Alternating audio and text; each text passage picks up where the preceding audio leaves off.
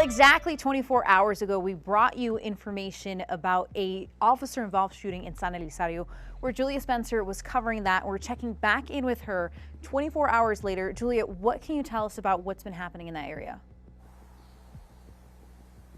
Well, Vanya, a lot of neighbors were shocked after hearing and seeing the heavy law enforcement presence that we saw last night. Now, according to the FBI, they say that a juvenile is in custody following that incident where a U.S. Marshal was shot. Now, the FBI also confirmed that that U.S. Marshal is in a stable condition and getting medical attention. So, residents had a lot of shock to see and hear what happened here last night. And I even spoke to one who said all of that happened right outside of his home.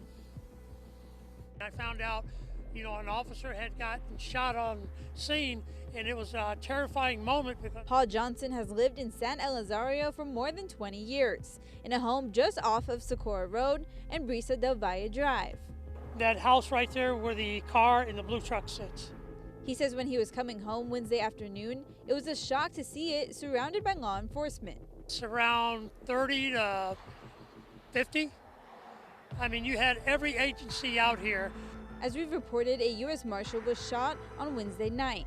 While FBI El Paso and the Texas Rangers continue to investigate the incident, Johnson described what he witnessed just steps away from his home. We had like 4 or 5 officers, I don't know what agencies they were. They had the suspect here wrestling and fighting him because he was trying to leave, and they took him down right here, and I was standing right there. Detectives and several law enforcement agencies investigated the incident for more than 6 hours, leaving business owners and neighbors either stuck inside or unable to get home. So we couldn't even come in here because this was considered a crime scene.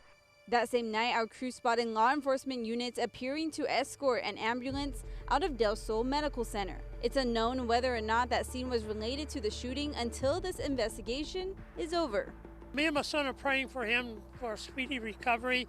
We never want any officer to get hurt or injured in a job because they protect our communities and they do a lot for us.